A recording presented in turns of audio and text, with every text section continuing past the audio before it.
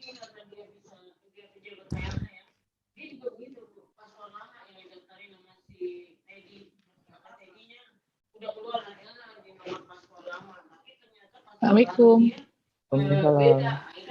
Halo Bu Dia. Halo. Aku tuh dari tadi loh padahal nungguin. Selamat siang, Bu. Siang, pagi. Iya, Aku dari kenapa ya? pagi loh. Gak tahu aku dari aku selesai tadi jam 7 ke meeting lain. Aku langsung ke sini. Nah iya, Tapi kenapa ya? masih Ada beberapa kawan juga yang waiting terus. Iya. Besok harus kita cek nih. Udah masukin aja semua. Semua ya. Nanti Mbak Dia sebelum jam 2.30 monggo ini ya pamitan. Nggak apa-apa.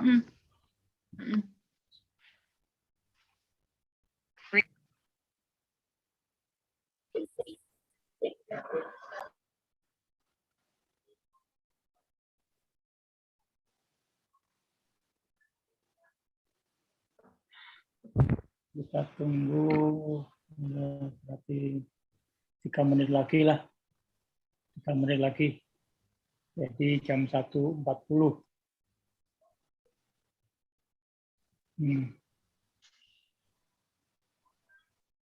Tadi pagi acara, sekarang masih pagi sampean ya, Mbak Dia ya. Unmute dulu, unmute. Aku tadi udah dari mulai jam 2. Jam 2 apa? Pagi di sini. Rapatnya Bu Menteri jam 8. Oh. Jam 8, jam 2. Oh iya, oke lah. Menit lagi. Lumayan ini ya, lumayan 40. Hektik juga itu berarti ya. Ya Mas. Di sini susah pagi buta ngelayanin orang yang baru melek. Pagi acara, sekarang masih pagi sampean ya, Mbak Dia ya. Sekarang jam 7.30, jam 7.40. Unmute dulu, unmute. Aku tadi udah dari mulai jam 2. Jam 2 ya. Oh, betul ngantos. Halo Mas Petrus. Halo. Wah, akhirnya bisa. Sorry, ada entah mengapa ini Zoom kemarin juga gitu bermasalah di akses. Ya. Iya, tak ganti kelas lo tadi. Ya. Sorry, background-nya salah. Ya. Apa kabar? Mas Petrus, apa kabar? Kabar baik, Mbak Yu. Sudah di kelas lo ini? Ampun. Waduh, mantap. Mas Petrus kapan berangkat? Aku lusa kayaknya. Lusa ya. Wah, rame itu. Kalau bisa nanti kumpul semua. Saya dari sini saja menerima laporan. Untung, kapan berangkatnya Untung? Ke Kulon Progo. Mas Untung nggak ngajak-ngajak aku ke Kulon Progo. Saya di Kebumen saja. Di Kebumen. Tunggu ciri. Apa? Kata orang Jawa tunggu ciri, Mbak. Mbak Dia. Tunggu ciri. Kebumen apa sombong? Mbak Suci, apa kabar? Mbak Sinto.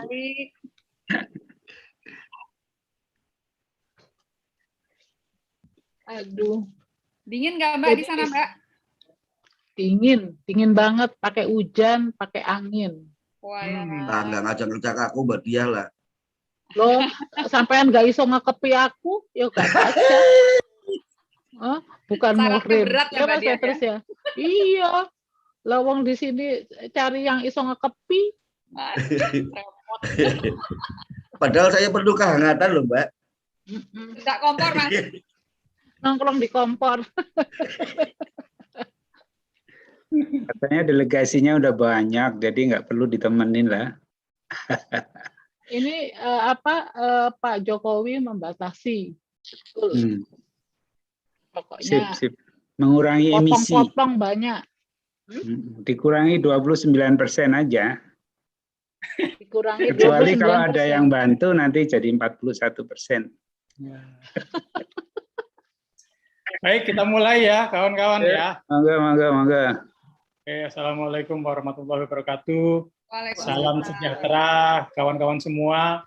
Terima kasih telah hadir dalam perbincangan Leading Climate Action Together, Leading Social Forestry 2045 yang diinisiasi oleh Latin, Lembaga Alam Tropika Indonesia, Forum Keberlanjutan Indonesia, dan Primat Asia. Nah, senang sekali kita bisa berbincang-bincang dengan Mbak Diah dari Glasgow, Inggris, langsung, dan juga ada tamu istimewa kita, 3 orang anak muda yang akan berbagi pandangan, berbagi mimpi.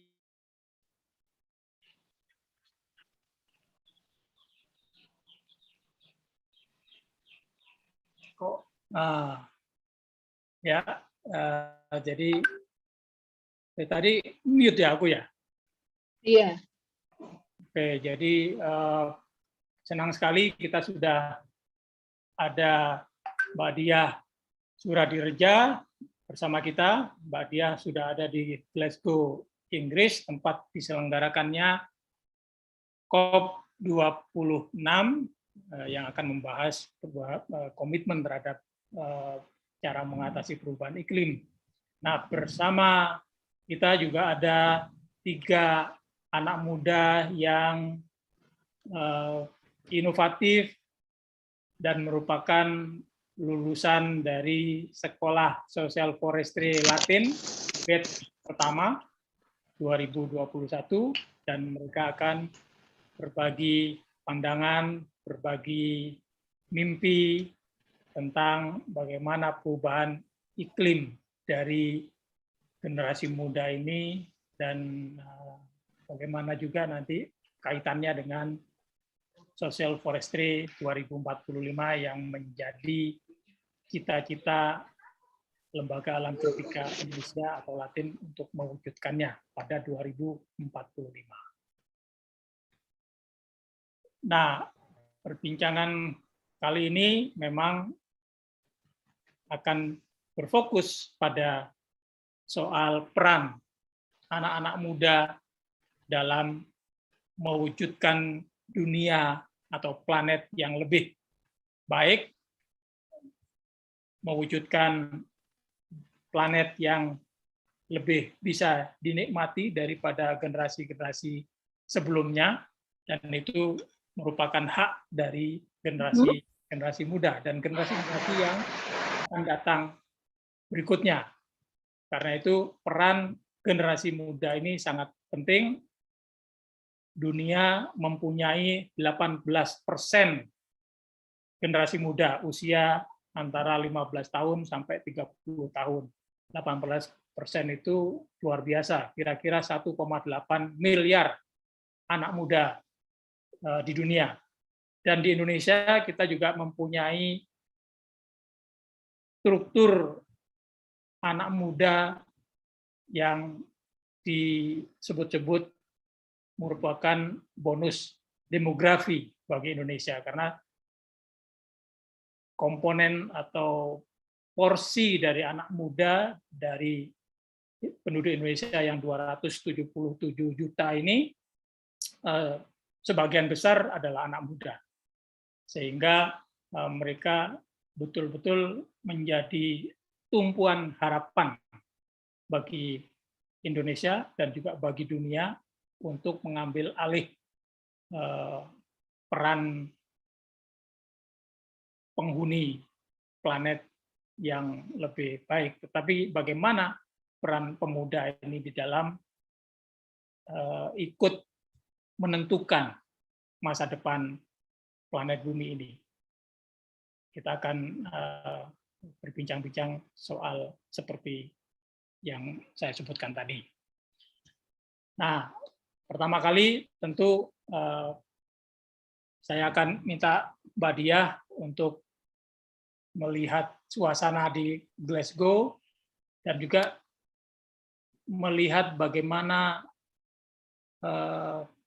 dalam proses menjelang COP26 ini peran pemuda. Kita tahu sebelum pre-conference pada September sampai Oktober lalu di Milan, Italia telah diselenggarakan Climate Youth Summit, ya, yang merupakan bagian dari pre-conference menuju Glasgow. Monggo, Mbak Diah.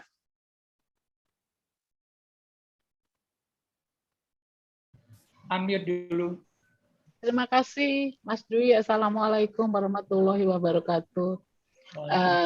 Kawan-kawan semua, selamat pagi dari sini. Aku selalu dipaksa bangun pagi ini sama Mas Dwi untuk apa? Untuk berbagi dari sini. Iya. Jadi nyambung dari diskusi yang kemarin, di mana situasinya memang ini satu event COP yang tertunda. Jadi seharusnya dilakukan tahun 2020, dilakukan sekarang, sehingga PR-nya bertambah. Perkembangan dari apa yang akan disampaikan di COP26 kalau diselenggarakan tahun lalu, itu berubah karena penambahan 1 tahun ini menambah satu hal dikaitkan dengan pandemi. Jadi saya melihat situasinya, baik penyelenggaraan, baik upaya-upaya melalui ruang negosiasi maupun ruang di luar negosiasi. Event-event itu adalah soft diplomasi, ya. Ini memang COVID atau pandemi COVID itu mempengaruhi bagaimana situasi dari apa yang akan dibicarakan di sana. Nah, kalau terkait dengan dengan bagaimana peran youth di dalam konteks ini, saat ini saya pikir bukan tekanan. Ya, setelah conference youth kemarin itu saya pikir ini akan menjadi tekanan yang cukup bagus dari kawan-kawan pemuda kepada pemimpin dunia, karena memang kritik pada agenda-agenda yang akan didudukkan di atas meja negosiasi maupun di atas side event soft diplomasi ini, itu agenda besar yang terlihat bahwa negara-negara besar tetap membawa agendanya dan membawa lebih banyak kepada agenda politiknya, yang ini harus juga disikapi, dilihat oleh negara-negara seperti Indonesia. Nah, dengan tema besar dengan tema yang cukup besar, Leading Climate Action Together, ini kalau saya melihat ini adalah kesempatan bagi kaum muda memperlihatkan bahwa high call untuk leading climate action ini adalah wilayah yang harus dikuasai oleh anak-anak muda. Jadi pada saat nanti demo besar yang akan dilakukan tanggal 6 November oleh aktivis, ini kelihatan saya update dari kawan-kawan hari kemarin itu bahwa ini yang akan berperan kaum muda. Mereka akan berteriak system change, bukan climate change. Karena ini saya pikir ini akan mempengaruhi agenda-agenda negara juga, bahwa ke depan memang semua harus melihat pada corrective action yang dilakukan oleh young generation ini. Jadi kalau misalnya kita lihat pada agenda-agenda isu energi, pemenuhan NDC, maupun agenda-agenda yang terkait dengan isu-isu yang kalau Pak Petrus sudah hafal pasti, isu-isu yang membawa kepada mempertahankan konservasi, kalau di sini di Pavilion Indonesia itu akan memperlihatkan cashwork yang sudah bekerja di lapangan. Ini ranahnya itu adalah ranahnya adalah ranah young generation kalau saya melihat itu. Jadi ini COP sekarang ini seharusnya menjadi momentum kawan-kawan anak muda itu melihat dan mengambil peluang untuk itu. Jadi misalnya yang akan dibawa oleh UK sebagai tuan rumah yang akan meluncing akan meluncing maupun akan memastikan kepada dunia bahwa mereka punya agenda besar, ini harus direbut oleh kawan-kawan muda. Di Indonesia misalnya, di Indonesia UK akan punya program besar dengan dana cukup besar 360 juta pounds ke Indonesia selama 10 tahun. Ini seharusnya direbut oleh kawan-kawan muda untuk untuk mengimplementasikan ide-ide inovasi dan juga melihat Indonesia ke depan. Itu Mas. Jadi dan kelihatan agenda besarnya masuk pada forest, agriculture and commodity trade. Jadi saya melihat gitu. Jadi program besar yang akan di-launching itu dan meminta juga komitmen dari negara-negara produser untuk memastikan bahwa agenda mereka bisa terimplementasi dan mereka dalam beberapa bulan ini menyiapkan roadmap-nya. Nah, di sana seperti saya kemarin bilang, roadmap yang dibangun itu, yang didorong itu adalah farmers, smallholders, usaha-usaha kecil menengah yang akan didorong untuk memperbaiki yang ada sekarang. Jadi saya pikir kalau sesore batch pertama itu kawan-kawan kan punya pemikiran inovasi luar biasa. Ini saatnya kalian momentum merebut, dan ini yang harus dikawal, Mas. Saya pikir PR-nya di generasi seperti kita, Mas Dwi, untuk membawa masa transisi ini kaum muda kepada agenda ini. Itu yang mungkin saya bisa sampaikan di awal ini. Ya, satu hal lagi sebelum ketiga tamu kita, Mbak Diah. Kalau dilihat dari komposisi katakanlah dominasi gitu ya, pemuda yang berasal dari negara-negara maju dengan negara-negara berkembang, itu bagaimana suasananya atau bagaimana environment? Ya. Apakah serupa dengan kalau kita mendikotomikan antara negara maju dengan negara berkembang, atau mereka lebih solid, lebih blend gitu? Kalau saya melihat mereka relatively itu lebih solid karena informasi dan hal-hal terbuka di mereka bersama. Mereka punya knowledge yang sama, beda dengan di kita. Nah, di kita saat ini kan di COP sekarang ini kan kita Kementerian LHK mengirim 2 lulusan dari Green Leader course kemarin. Itu dua lulusan laki dan perempuan yang saya melihat cukup cerdas untuk bisa melihat. Nah, jadi saya sebetulnya mengajak mereka tidak untuk hanya lihat di pavilion atau bagaimana proses negosiasi, tetapi mendorong mereka untuk melihat yang lain. Dan ini saya pikir kolaboratif nanti dengan teman-teman sore nih, Mas. Ya. Mereka. Ya. Oke, baik. Terima kasih pemaparan pendahuluan dan pemberian konteksnya, Mbak, soal peran pemuda di dalam perbincangan perubahan iklim. Nah, saya akan mengundang Marcia Angelica. Marcia ini dari Timor Leste yang merupakan alumni Sekolah Social Forestry Latin 2021 batch pertama, dan Angel dan Marsia ini mempunyai inovasi yang dipaparkan oleh para coach Latin beberapa waktu yang lalu tentang Museum Social Forestry. Nah, Marsia, apa yang Marsia lihat tentang perubahan iklim nih? Terima kasih Pak. Sebagai kaum muda, saya melihat perubahan iklim yang sekarang, saya membayangkan ke masa depan bahwa perubahan iklim di masa depan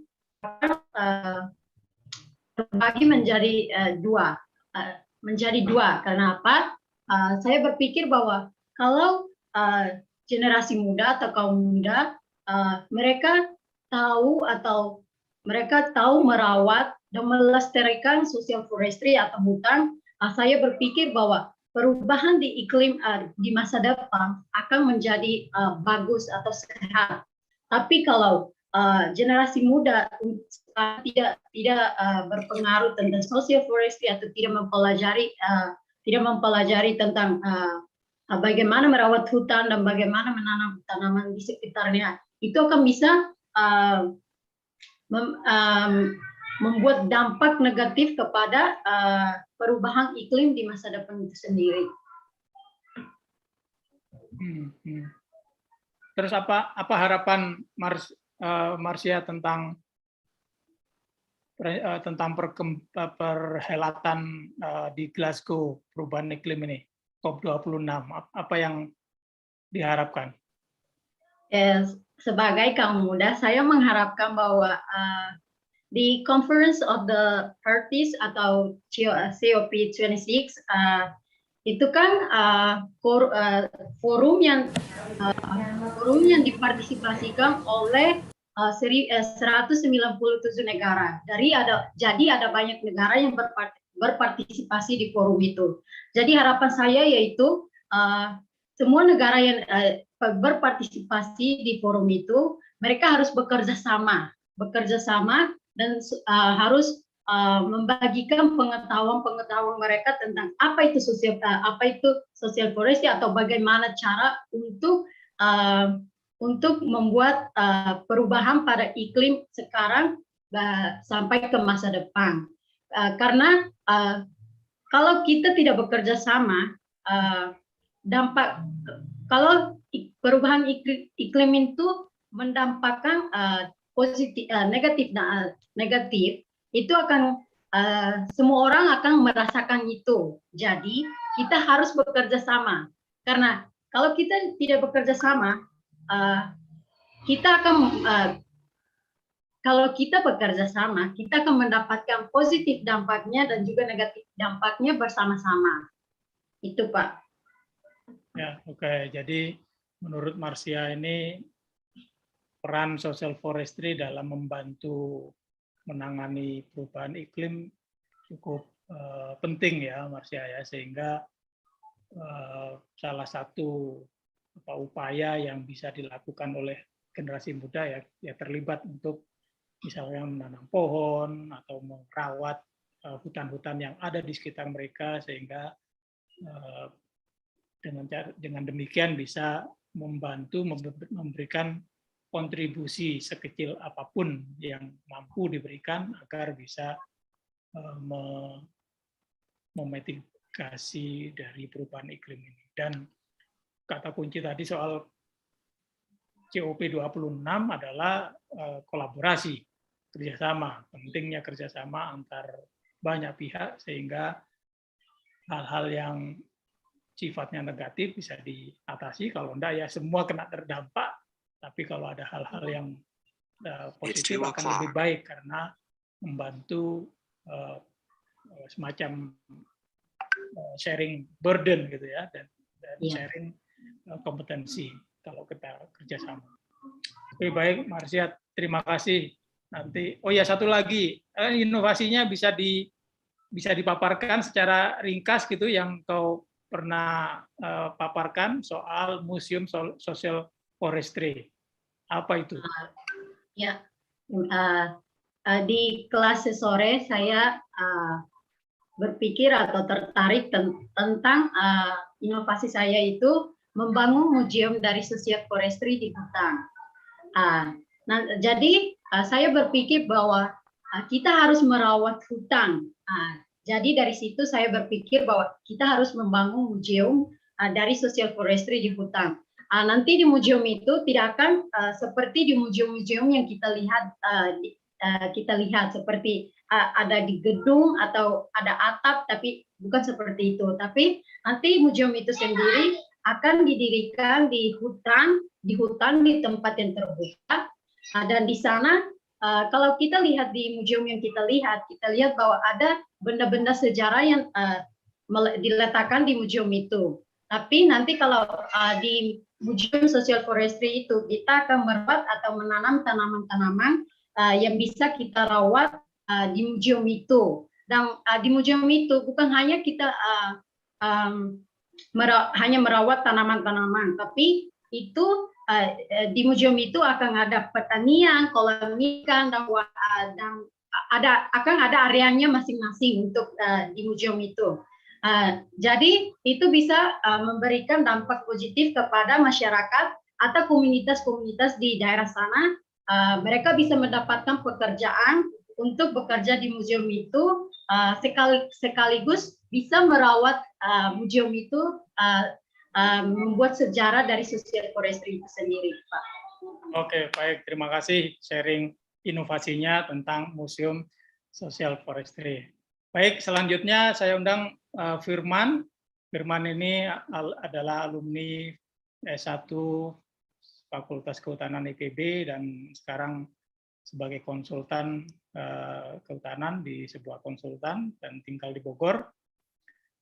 Firman ini juga punya inovasi yang berkaitan dengan podcast. Tapi sebelum bicara soal inovasinya, gimana Firman melihat terutama hajat besar Conference of the Parties 26 nih di Glasgow? Menurutmu sebagai anak muda gimana? Ya, baik Bapak, terima kasih atas kesempatannya. Jadi menurut pandangan saya sebagai kaum muda, saya melihat mengenai konferensi COP 2006 tahun 2021 ini, ya dari pesertanya dari 197 negara, terutama Indonesia, turut hadir pada pertemuan di Inggris, di kota Glasgow untuk membahas mengenai cara bagaimana sih strategi mitigasi perubahan iklim yang sedang terjadi di dunia ini. Jadi untuk pandangan saya ini sangat bagus karena apalagi kemarin untuk kata Budiah ada baru yaitu terkait pandemi dan sebenarnya kalau saya baca-baca kemarin untuk pertemuan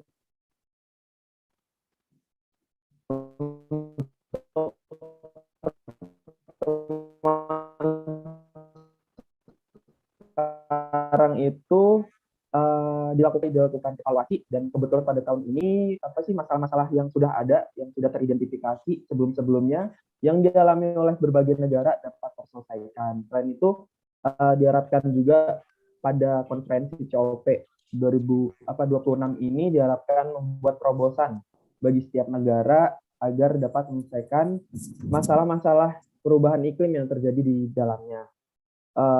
Terkhususnya Indonesia mungkin gerakan sosial forestry ini dapat membantu ya Pak, dapat berperan aktif dalam mitigasi perubahan iklim di Indonesia.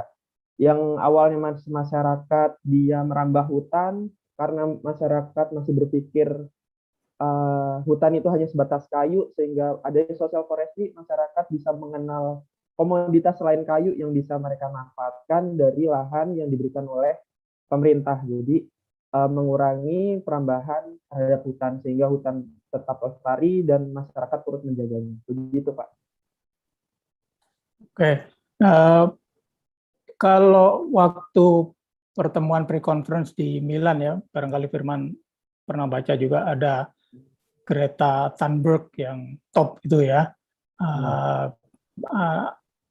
perempuan muda yang luar biasa vokalnya. Dia bilang, wah ini bla bla bla bla bla. Jadi selalu cuman omong saja nih pemimpin dunia. Menurutmu gimana, Man? Ya, kalau menurut saya kita kembalikan ke kelompok-kelompok kecil dulu, Pak. Kalau seandainya itu konferensi negara, mungkin kita jadikan kita sebagai Indonesia terlebih dahulu, terus kita fokus ke Indonesianya terlebih dahulu, kita selesaikan PR-PR kita di Indonesia, karena dari kelompok kecil akan merambah menjadi kelompok besar. Kalau seandainya Indonesia sudah maju, kita akan menjadi contoh-contoh oleh negara-negara lain. Kemarin saya juga baca juga dari Wakil Presiden Uni Eropa, dia datang ke Indonesia, wawancara dengan Pak Joko Widodo, membahas tentang COP ini, bahwa Indonesia tuh memiliki peran aktif dalam mitigasi perubahan iklim dan merupakan negara yang sangat penting gitu, Pak. Oke. Bisa secara singkat share inovasimu yang kau akan kembangkan berkaitan dengan mungkin perubahan iklim atau social forestry gitu, Ya. Firman? Baik, untuk sebelumnya saya mengikuti sekolah social forestry yang batch yang pertama tahun 2021. Di akhir pertemuan saya memiliki inovasi yaitu yang berjudul Podcast Asa Social Forestry Indonesia. Podcast ini berawal dari memiliki arti yaitu harapan untuk pergerakan social forestry di Indonesia. Pergerakan dan harapan. Jadi secara singkatnya untuk podcast ini adalah sebagai sharing center ataupun jadi wadah buat para pelaksana social forestry Indonesia untuk saling berbagi pengalaman. Jadi selama ini kalau saya perhatikan di Indonesia belum ada podcast ya. Kenapa saya milih podcast? Karena podcast lebih disukai oleh masyarakat, bisa didengar kapanpun dan dimanapun, bahkan saat kita naik motor pun kita bisa dengarkan, kita sambil bekerja pun kita bisa dengarkan, sehingga kita selain bekerja kita juga mendapatkan ilmu yang dapat didengar. Untuk sasarannya sebenarnya kita akan memadukan, yaitu mungkin dari kelompok-kelompok masyarakat social forestry 1 dan masyarakat social forestry yang kedua, sehingga mereka bisa bertukar pikiran dan pendapat. Selain itu kita bisa memadukan antara pelaksana social forestry dan pemegang kekuasaan kebijakan social forestry Indonesia.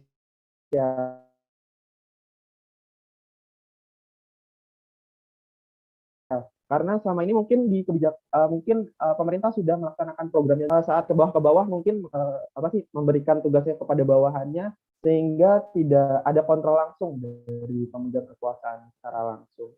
Baik Pak, seperti itu Pak. Oke, terima kasih Firman, good luck ya dengan inovasinya, semoga bisa segera direalisasikan sehingga kita bisa mendengar kamu menayangkan podcast dengan tamu-tamu yang muda-muda barangkali ya, bukan tamu-tamu macam saya dan Mbak Dia nih. Oke, yang terakhir tamu kita Ica. Baik, terima kasih Pak. Ya, terima kasih Firman. Yang terakhir kita akan mengundang Anissa Alifiani atau biasa dipanggil Ica. Ica ini salah satu perempuan tangguh juga dan punya inovasi yang luar biasa yang disampaikan tentang Tagata Festival. Ya, nanti apa itu Tagata Festival akan dengar dari dia. Nah, Ica ini merupakan aktivis yang suka fotografi. Kemudian aktif di Pramuka dan sekarang menjadi kreatif developer di Latin, dan Ica merupakan salah satu inovator dari sekolah social forestry Latin. Silakan Ica. Nah, gimana pandanganmu tentang hiruk pikuk dan kebisingan perubahan iklim ini, Ica? Ya, terima kasih Pak Dwi. Saya sangat senang sekali bisa bergabung di sini di Live Talk ini bersama Pak Dwi. Tentunya panutan saya banget. Beliau ini pakar sustainability, dan juga Bu Dia, you are so inspiring Bu, menjadi wakil COP26 di Glasgow. Mengingat persoalan COP26 ini terkait dengan perubahan iklim ya Pak Dwi. Saya sih melihat bahwa kesadaran soal perubahan iklim ini dan pemanasan global itu masih sangat rendah, bisa terbilang seperti itu. Saya juga menyadari bahwa tindakan untuk perubahan iklim ini harus didasari pada pemahaman terhadap isu tersebut. Selain keterbatasan sumber daya untuk menjangkau komunitas yang lebih luas, dan tidak semua orang juga mampu untuk memahami kompleksitas isu perubahan iklim ini. Gitu. Dengan hadirnya dengan COP26 ini menjadi begitu krusial karena saat ini kita memasuki dekade terakhir sebelum dunia terlalu telat untuk diselamatkan dari dampak krisis iklim ini yang semakin buruk. Nah, kesempatan ini sekaligus menjadi kesempatan untuk kita bisa membangun kembali ekonomi dunia yang lebih kuat, yang adil, dan juga menjadi sebuah momentum untuk seluruh negara ini menggalakkan edukasi terkait perubahan iklim kepada masyarakat, khususnya di Indonesia. Nah, di Indonesia ini di mana kita melihat bahwa pemanasan global ini sudah sangat jelas, mulai dari fenomena banjir hingga kabar yang terbaru itu melelehnya salju abadi di puncak Gunung Jayawijaya.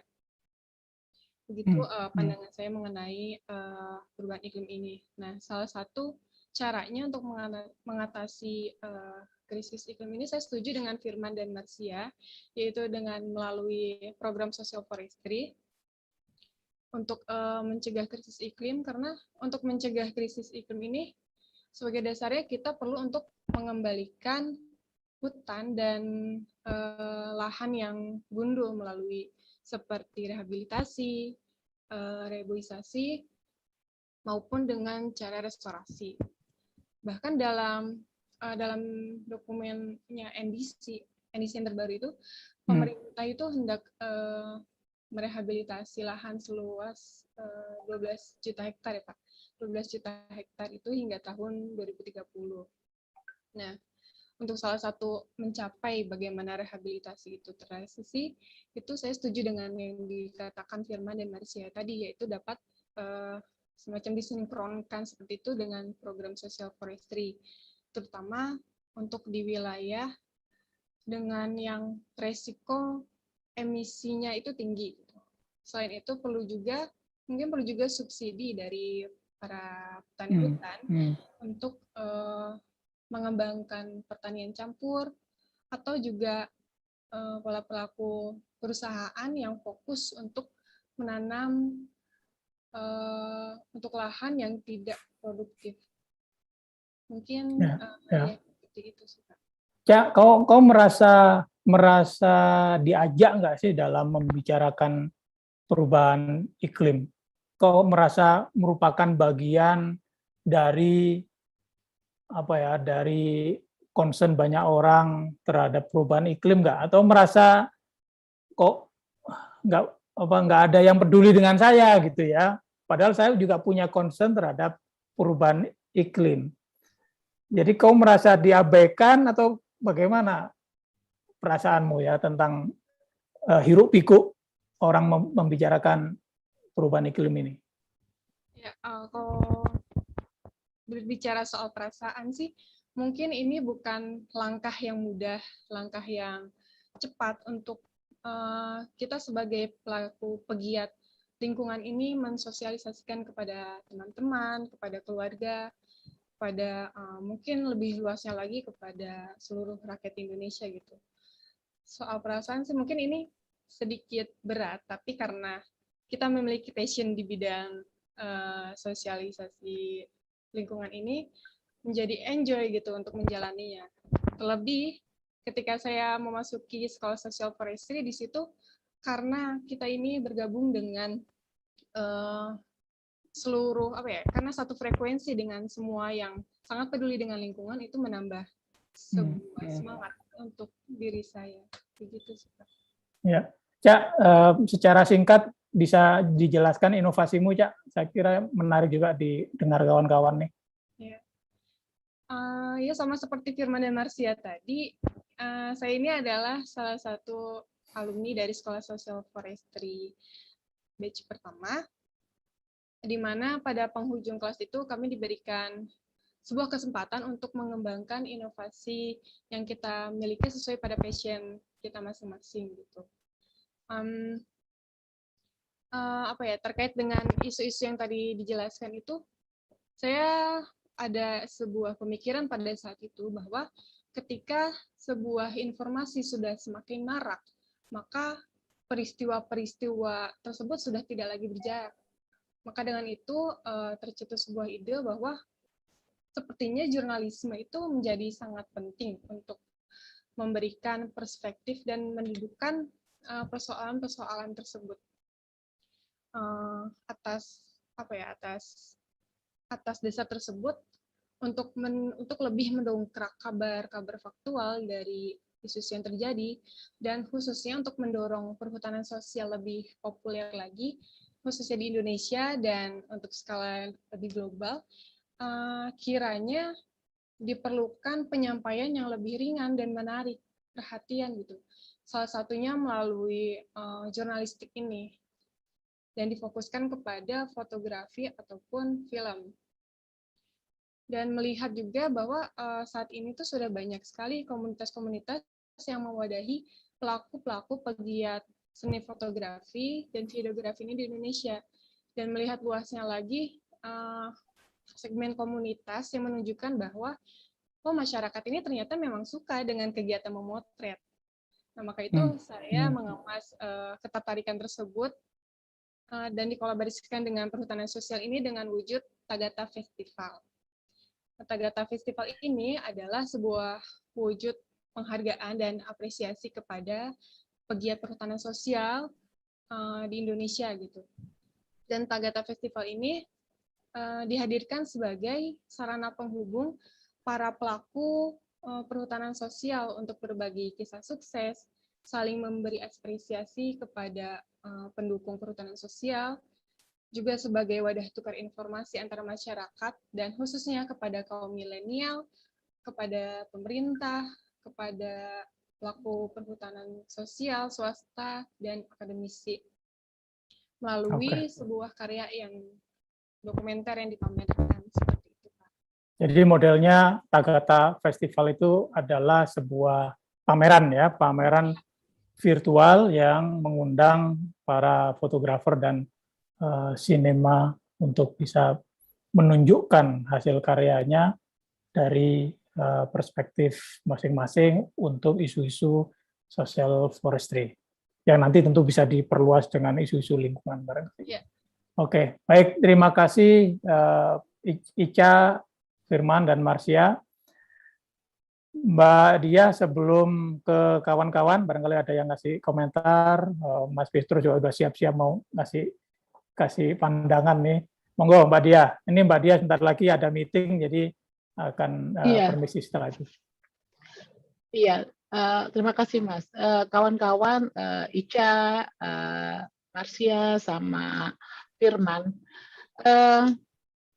tampaknya walaupun tampaknya kawan-kawan melihat bahwa inovasi yang dipikirkan dari sisi social forestry itu memang satu hal yang sangat baik dikembangkan, sangat inovasi yang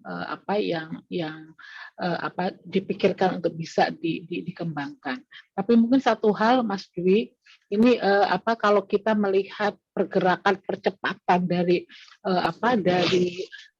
rebut semua negara di dunia ini, dan kita memikirkan bahwa kaum muda akan taking over dalam satu proses transisi entah 1, 2, 3, 4 tahun lagi, tampaknya kawan-kawan muda ini harus sudah bisa meningkatkan cara belajar.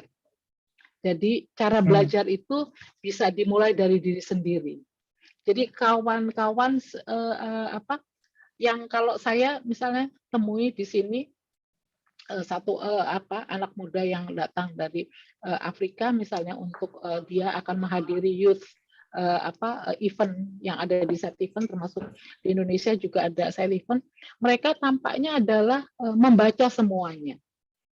Jadi membaca, mendapatkan informasi, dan dari kita mungkin tidak perlu menunggu diajak, tetapi dengan dengan sekarang dengan mudahnya internet itu informasi bisa didapat.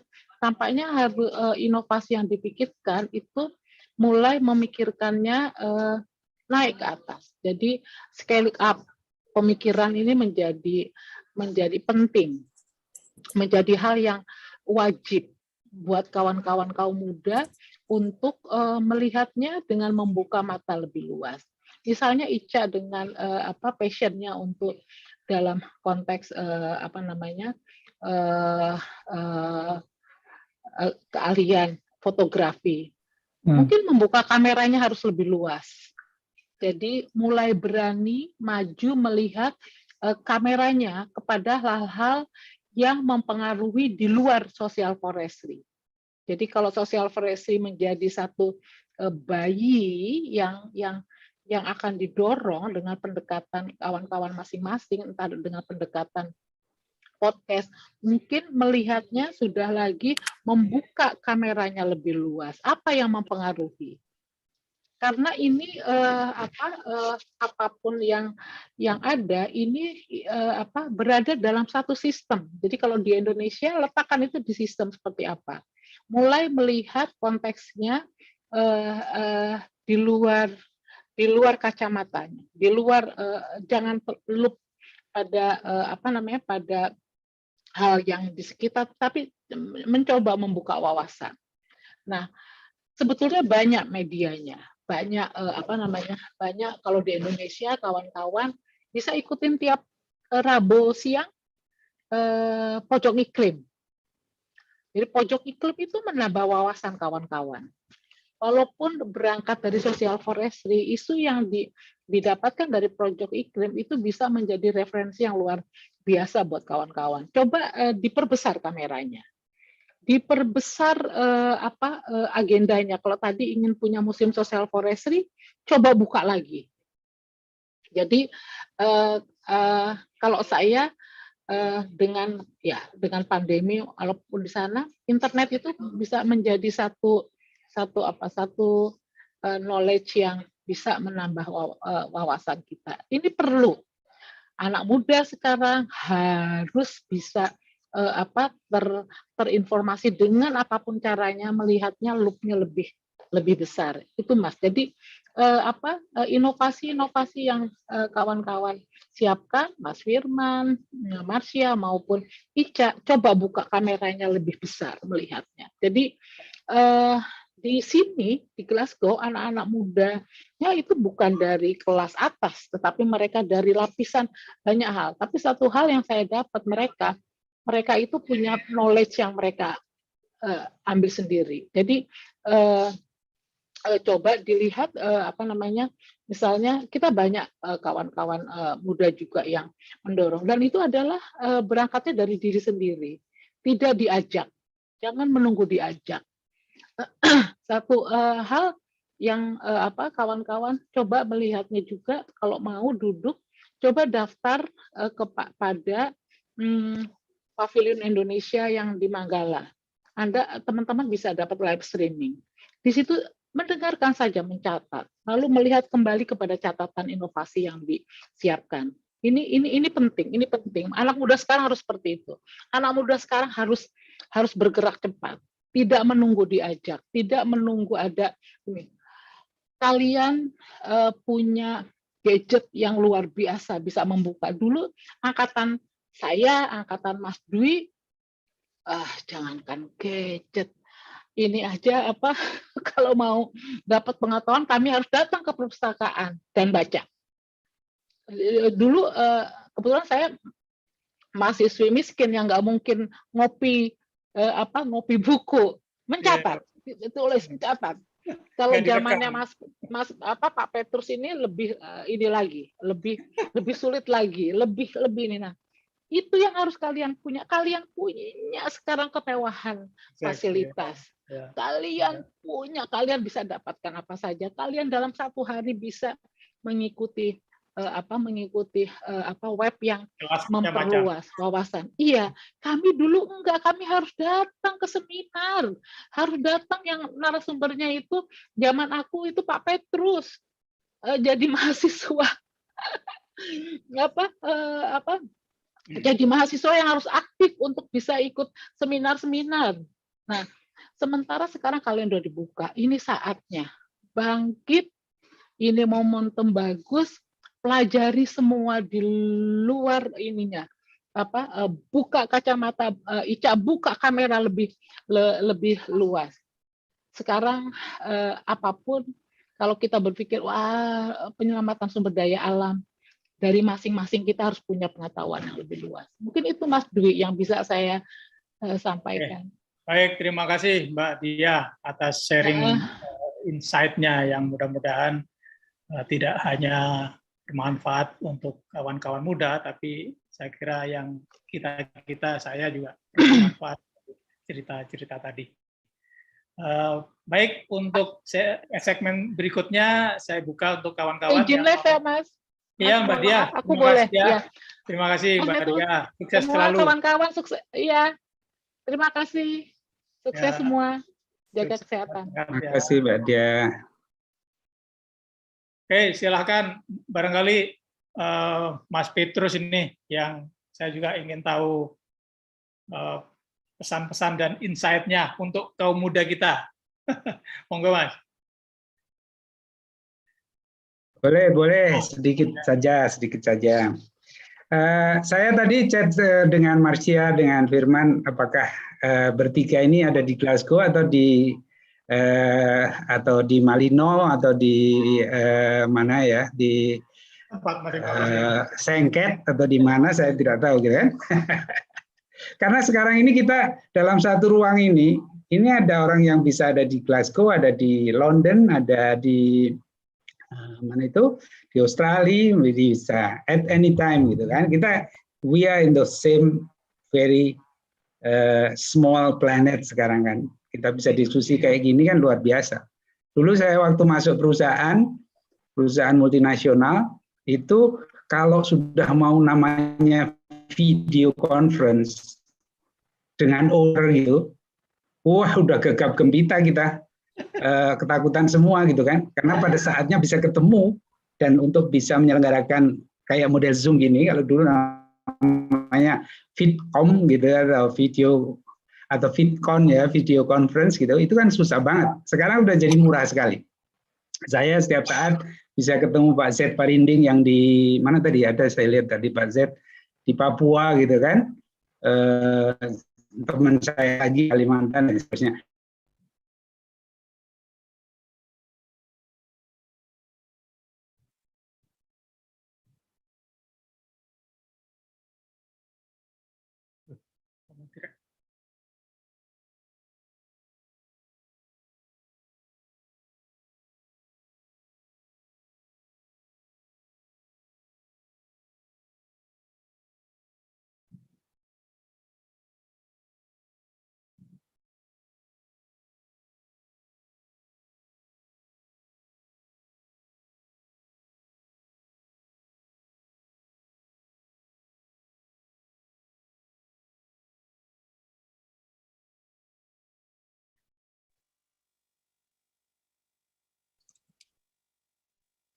Nah ini tiba-tiba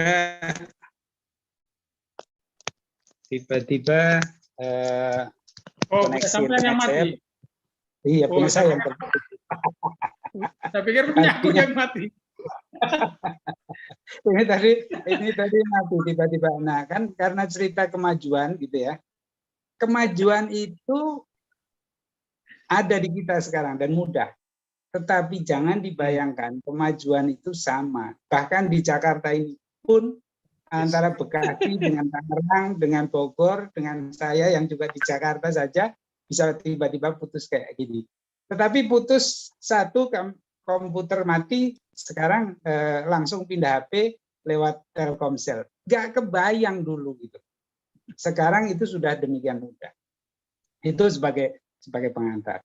Nah, sekarang yang perlu ke depan, adik-adik yang muda-muda, saya kebetulan anak saya 3 lagi semua dan sudah nikah semua. Jadi saya udah bebas, sekarang tinggal berdua di rumah gitu kan. Nah, kalau sekarang anak-anak saya satu di Australia, satu di BSD, satu di Kota Casablanca, ya koneksinya model kayak gini juga akhirnya gitu kan, apalagi selama pandemi. Tetapi tadi menarik, kawan-kawan tadi kan memberikan gambaran idenya dan membawa social forestry ke depan gitu ya. Tetapi satu hal yang saya ingin tahu dari kawan-kawan ini bertiga, kita bisa membedakan nggak sekarang ini antara iklim dan musim? Ya, nah iklim kita itu disebutnya iklim tropika kan. Nah sekarang tropika, subtropika atau temperate itu beda-beda. Nah tantangan dari masing-masing zona iklim tadi itu sangat berbeda. Saya ingin bukan menguji, tapi ingin tahu dari pemahaman teman-teman tadi bertiga, itu apa kelebihannya dibandingkan mereka yang di temperate maupun di subtropis. Itu apa kelebihan Indonesia sebagai negara tropis, kepulauan, punya tutupan hutan lebih dari 60%, dan punya penduduk yang nomor 4 di dunia. Saya ingin mendengar dari kawan-kawan, kalau kita mempunyai 4 hal itu, apa yang bisa kita tawarkan kepada dunia? Jangan hanya ditawarin dari mereka, kita juga menawarkan. Itu yang saya ingin dengar dari teman-teman tadi. Terima kasih. Monggo, silakan. Saya mau duluan.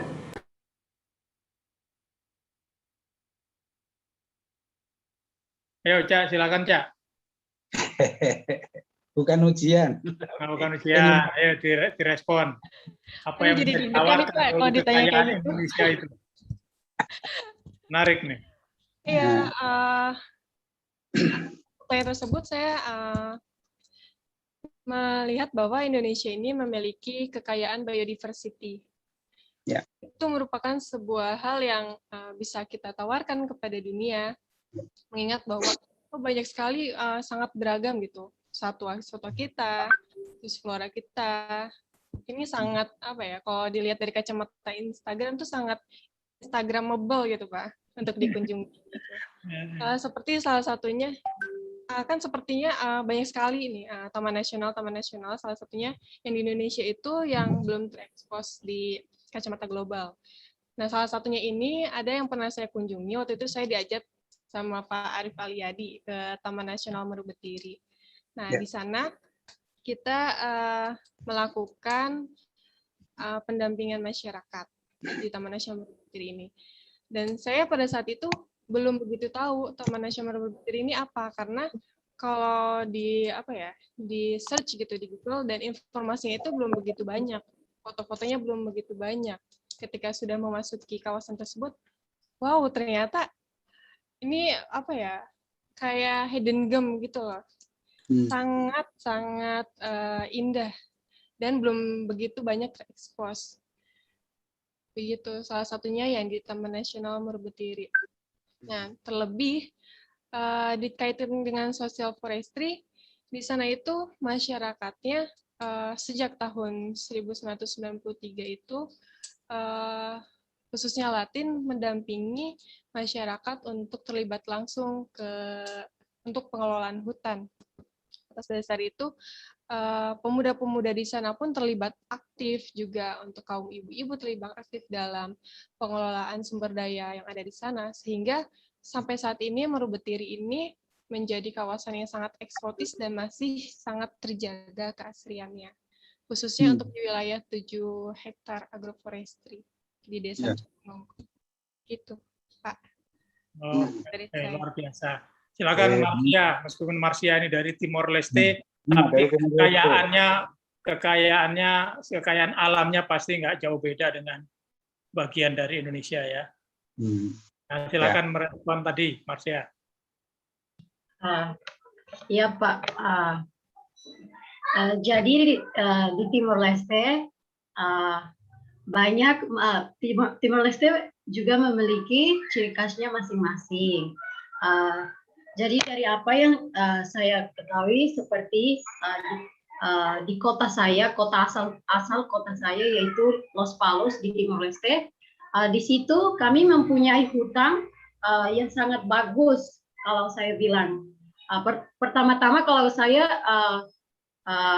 pergi ke sana, saya sangat ingin membuat sesuatu yang baru kepada hutan itu, karena masyarakat di sana atau komunitas di sekitar sana, mereka hanya berpikir bahwa pohon-pohon di sana, tanaman-tanaman di sana hanya bisa mereka untuk berkonsumsi atau bisa membuat rumah untuk mereka tempati.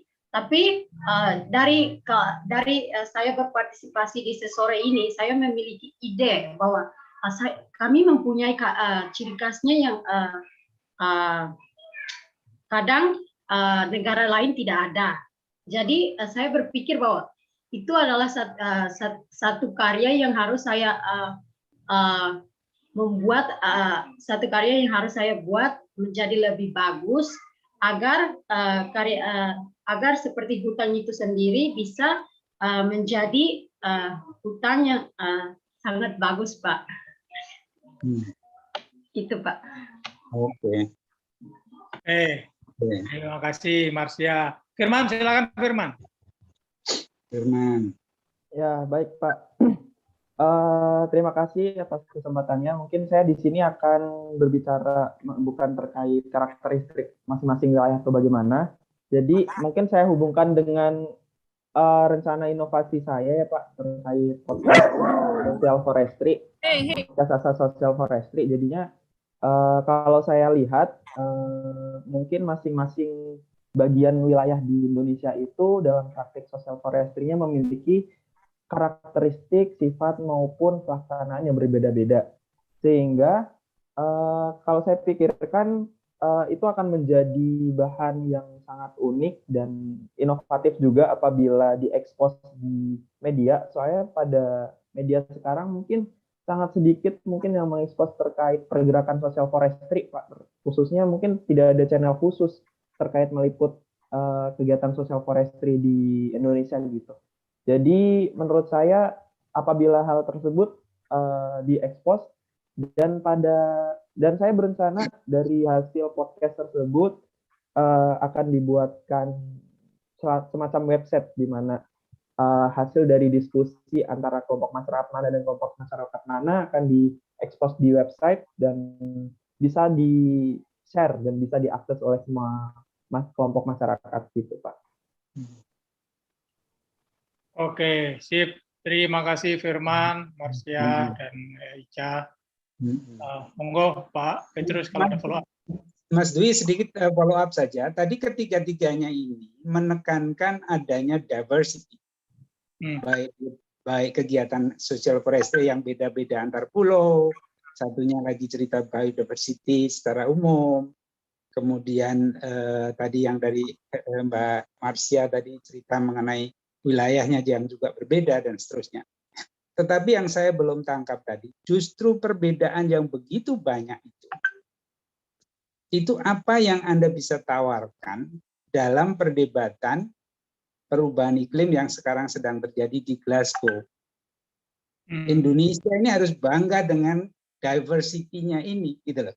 Tetapi apa yang kita tawarkan?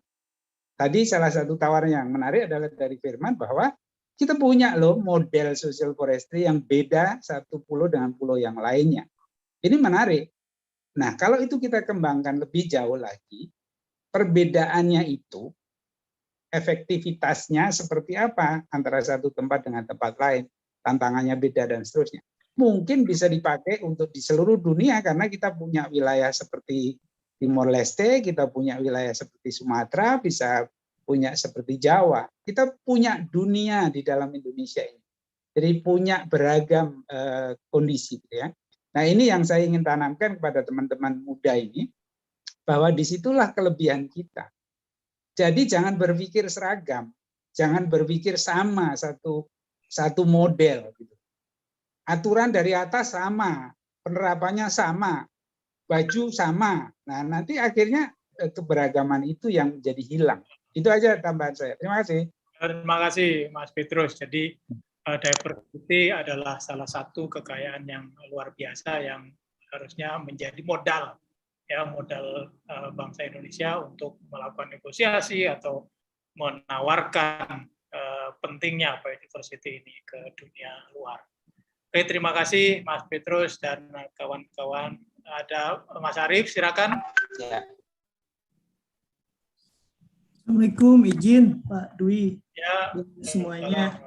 Perkenalkan, nama saya Arief Firmansyah. Base-nya di Bali sekarang, Pak. Oh, di Bali ya. Ya, terus sedang bekerja juga dan concern di social forestry. Untuk background sendiri, tadi sih menarik sih apa yang bisa ditawarkan keluar. Saat ini yang saya sedang berkecimpung gitu ya di social forestry untuk project-projectnya adalah outcome services, Pak, yang bisa mereduce dalam tanda kutip climate action lah ya, bilang kita seperti itu, mitigasi atau enggak. Jadi outcome services yang diberikan siang teman-teman dari Bali ini ya kayak seperti menjembatani antara corporate perusahaan yang punya kewajiban liability gitu ya dalam tanda kutip tentang konservasi dan dia harus kemana gitu. Dan nah di sini peran kami untuk menjembatani hal itu.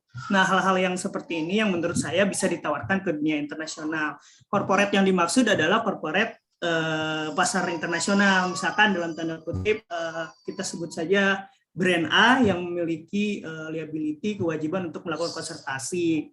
Nah seperti itu. Nah dan kita menjembatani dan proyeknya itu social forestry, di mana social forestry ini akan berfungsi menurut saya walaupun kecil tapi banyak itu di Indonesia menjadi kayak barrier untuk climate action, barrier untuk perubahan iklim di dunia. Mungkin itu saja Pak dari saya. Baik, terima kasih Arief. Jadi Arief sekarang tinggal di Bali yang mengembangkan atau bergabung dengan lembaga yang menjembatani gitu ya antara perusahaan yang punya liability untuk kewajiban konservasi atau ya salah satu cara untuk mengkompensasi emisi yang dikeluarkan. Gitu, Pak. Silakan kalau ada lagi kawan-kawan. Nah ini Mas Teddy Rusolono katanya ingin mengetahui update social forestry terbaru. Nah, ini siapa nih yang bisa menyampaikan pandangannya, situasi atau update social forestry di Indonesia khususnya, itu seperti apa? Atau Marsia juga bisa cerita juga social forestry di Timor Leste. Firman, barangkali?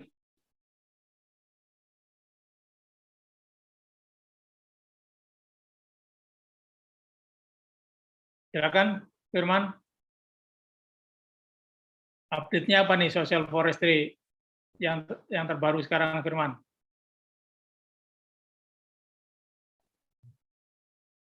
Halo Pak. Ya, ya. Apakah suara saya terdengar Pak? Tadi Ya, sempat terdengar. putus. Bagaimana Pak? Ya, jadi ada ini Mas Teddy Rusolono, ini gurumu ini, tanya mengenai update social forestry sekarang seperti apa? Ya. Baik Pak, saya akan coba jawab. Mungkin sekarang masih progres untuk apa ya pemenuhan sisa-sisa yang harusnya pemerintah targetkan pada tahun 2030 ya Pak, tahun 2030 untuk program perhutanan sosial. Jadi yang dianggarkan 12, berapa juta, sekarang baru berapa juta, jadinya masih progres untuk pelaksanaan perizinan lah, masih masih berkutat dengan masalah-masalah tenurial mungkin Pak. Mungkin Pak seperti itu. Ya, jadi perizinannya masih tidak secepat yang diharapkan ya. Kan target pemerintah itu 12,7 juta, tetapi baru mencapai mungkin sekarang sudah sekitar 5 jutaan Iya, izin yang dikeluarkan oleh pemerintah kepada sekitar 7.000 petani atau kelompok tani. Ya, Ica, ada update, Ica?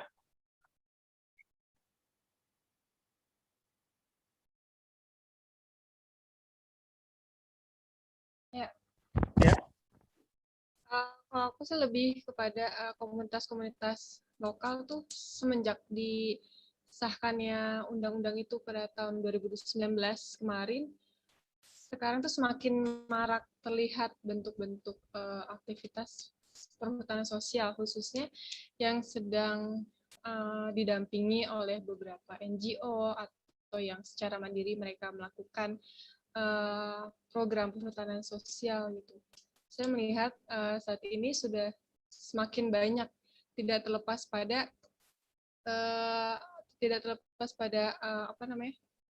susahnya regulasi yang dicanangkan oleh pemerintah itu tidak berjalan optimal, tapi sudah banyak kok saat ini orang-orang yang terbuka pikirannya, masyarakat yang ingin berbuat lebih untuk lingkungan mereka, khususnya masyarakat sekitar hutan atau dalam kawasan hutan. Seperti itu, Pak. Jadi menurut Ica sekarang tumbuh prakarsa mandiri ya dari masyarakat untuk mengelola hutannya masing-masing, terutama hutan desa atau hutan adat gitu barangkali ya.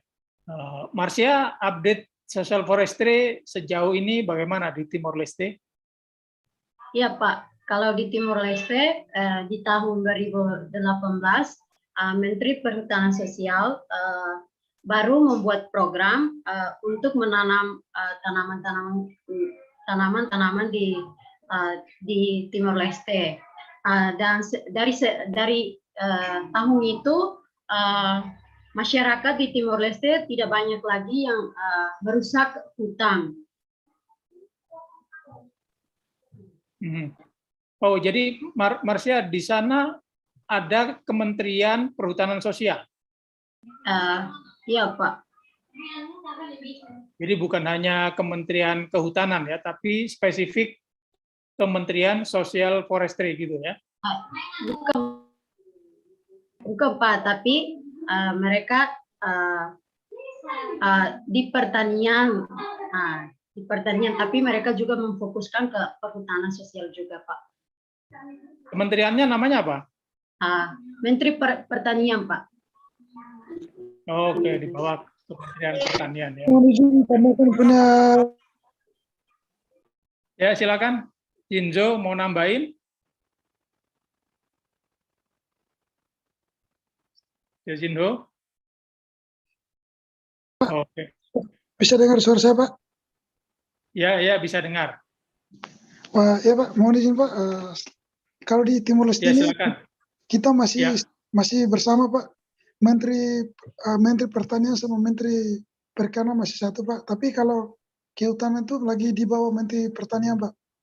Kita di sini. Kita di sini untuk social forest itu belum perkembangan Pak. Hanya kita untuk memproteksi aja Pak. Untuk kita bisa nggak boleh memotong kayu pohon-pohon sembarangan dan juga itu Pak membunuh binatang-binatang liar. Cuman itu aja, tapi pasti ada masyarakat yang hanya untuk menanam pohon jati atau pohon-pohon hanya untuk keperluan untuk menjual nanti pohonnya Pak untuk buat bangunan atau buat rumah Pak. Cuma itu aja Pak. Terima kasih. Oke, baik Jan Zio. Terima kasih informasinya. Jadi Kementerian Pertanian itu di bawahnya ada perikanan jadi satu dan juga kehutanan ya. Oke. Ada lagi kawan-kawan yang ingin sharing, ingin bertanya. Ini ada Pak Ramadi. Adakah di sini alumni atau masih aktif di C4 Bogor? Alumni nih, Pak Petrus nih alumni nih. Alumni C4 nih. Kenapa Pak Ramadi? Silakan kalau mau sharing. Ini ada alumninya di sini nih. Saya juga alumni konsultannya C4 pernah.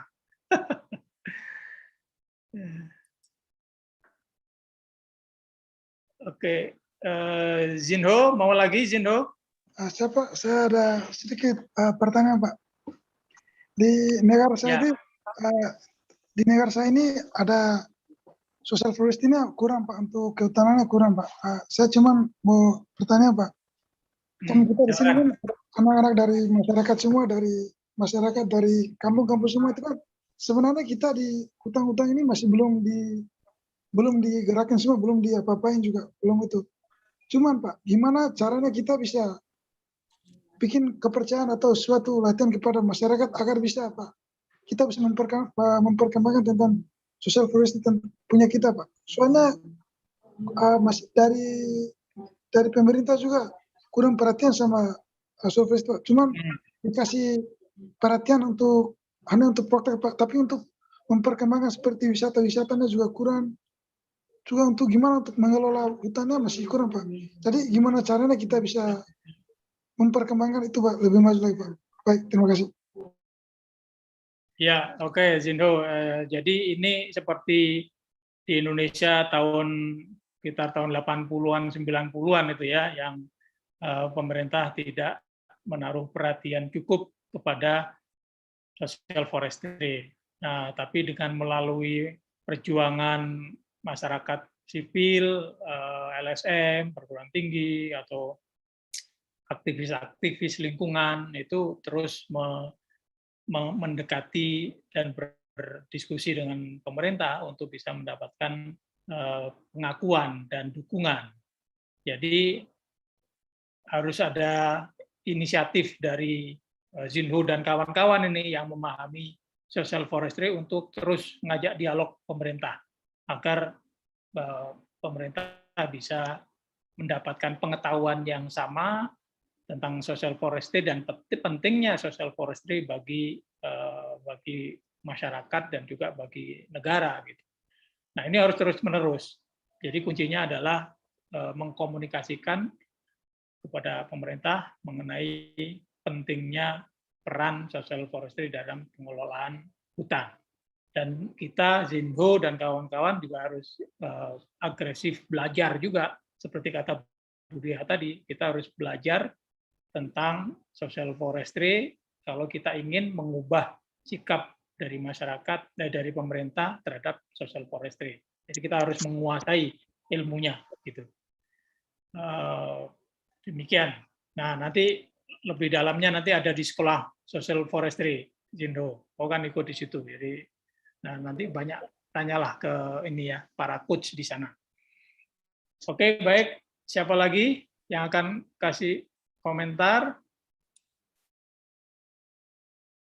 Nah, ini ada Mbak Reni Juwita yang nulis di chat. Salah satu tantangan juga pendampingan bagi masyarakat. Nah, ini Zinho. Jadi ada pendampingan bagi masyarakat.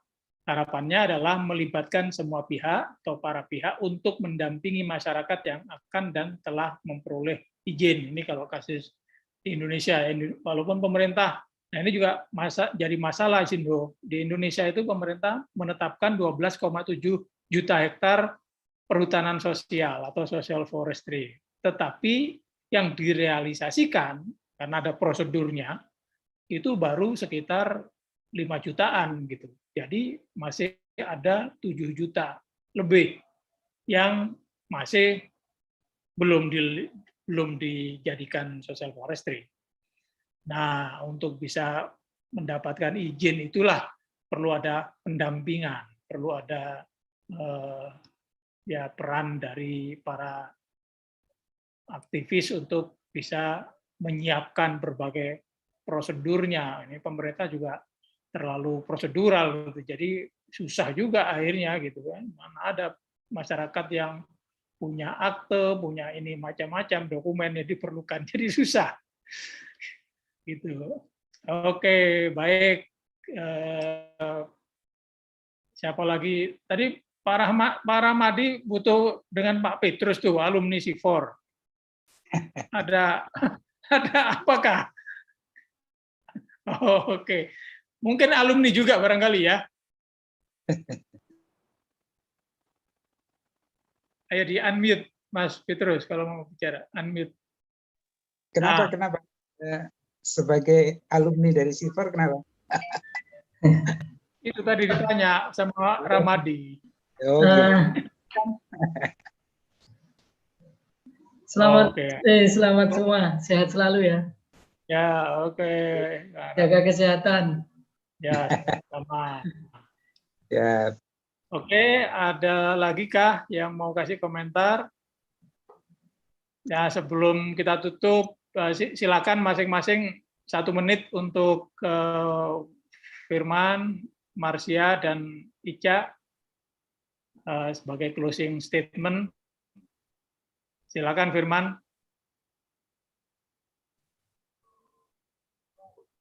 Baik, terima kasih. Mungkin ini yang biasa saya sampaikan kepada teman-teman satu angkatan saya. Mengajak diri sendiri peduli itu sudah susah, apalagi mengajak orang lain untuk peduli. Menghilang adalah cara termudah, tapi salah, namun akan salah lagi apabila kita menghilang, kita tidak tahu kata kembali. Terima kasih, Pak. Oke, keren. Terima kasih, Firman. Marsya, silakan Marsya. Ya, baik, terima kasih Pak. Jadi saya mau mengatakan bahwa apa yang kita pikirkan, kita harus melaksanakannya. Jadi jangan undur waktunya. Kita harus melaksanakan apa yang sudah kita rencanakan. Pak. Oke. Jadi apa yang sudah kita rencanakan harus kita eksekusi ya, sebisa mungkin pada waktunya. Terima kasih Marsya. Ica?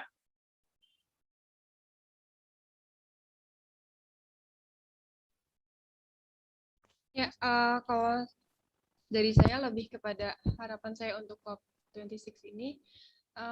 COP26 ini diharapkan bisa menjadikan edukasi soal perubahan iklim sebagai komponen penting dalam bagian aksi perubahan iklim. Saya juga berharap di masa depan ada ruang yang lebih lebar lagi juga terkait pendanaan lebih untuk peneliti muda berinovasi. Seperti itu, Pak. Baik, terima kasih Ica, terima kasih Marsya, terima kasih Firman, dan terima kasih Mas Petrus dan kawan-kawan semua. Jadi masa depan adalah milik kaum muda, tetapi masa depan tidak bisa kita tunggu karena masa depan itu adalah saat ini dan harus direbut oleh kaum muda untuk bisa terlibat dalam menentukan masa depan, termasuk tentang planet kita. Jadi kalau planet kita ini banyak diganggu oleh kaum yang sudah ternyata terbukti membuat susah hidup kita dan planet kita makin hitam gitu ya, maka adalah tanggung jawab dan hak kaum muda untuk bisa mengembalikan planet dengan sebaik-baiknya untuk juga generasi-generasi yang akan datang yang belum lahir pada waktu mendatang, mungkin akan lahir tahun 2030, 2050, 2100, 4000 tahun yang akan datang dan seterusnya gitu ya. Karena bumi kita ini masih punya waktu untuk bisa ditinggali sekitar 4,5 miliar tahun lagi. Tapi tidak tahu Homo sapiens kita ini, spesies kita ini akan hidup sampai kapan. Kalau kita tidak menjaga planet kita sejak sekarang, maka mungkin akan makin cepat kepunahan Homo sapiens dari muka bumi. Demikian, mudah-mudahan kaum muda bisa aktif terlibat di dalam menentukan masa depan kita dan masa depan generasi mendatang. Terima kasih kawan-kawan semua. Sampai jumpa lagi. Tunggu seri berikutnya, entah besok atau lusa gitu ya. Dan Mas Petrus adalah bagian yang akan kita undang untuk sharing tentang perubahan iklim. Ya, pengetahuannya yang luar biasa tentang perubahan iklim. Termasuk Mas Teddy ini, ada guru kita, Teddy Russolono. Itu juga akan kita undang untuk bicara soal perubahan iklim dari sisi profesional dan expertnya gitu ya. Kita bisa belajar masing-masing. Terima kasih sekali lagi dari saya, Dwi Rahmat Muktaman dari Latin, dan terima kasih kami ucapkan. Sampai jumpa pada kesempatan yang akan datang. Wassalamualaikum warahmatullahi wabarakatuh. Salam sehat selalu kawan-kawan dan tetap semangat ya. Mantap, terima kasih. Terima kasih Pak. Terima kasih Pak Dwi, terima kasih Pak Terima kasih Pak Petrus. Dwi, Pak Petrus. Semoga bisa secepatnya bertemu. Ya, siap. Terima kasih. Itu tadi rumahnya, backgroundnya bagus Pak Petrus.